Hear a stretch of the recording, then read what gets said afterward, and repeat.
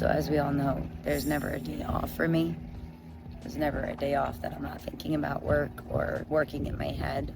So although it's a day off, it's never a day off. Hiring the right contractor is so important.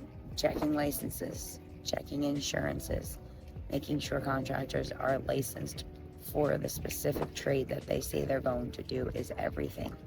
Making sure the subcontractors on the site are licensed is extremely important. Want to know why? Because it's the law. We want to make sure that our homeowners are protected, that these consumers are protected, and that the other trades on the project are protected. So don't be scared to ask questions. Don't be scared to ask for proof of insurance coverage or anything like that. If somebody's feeling like not so comfortable asking, we carry these things for a reason. And we actually, contractors who have the right stuff, we want you to ask those questions.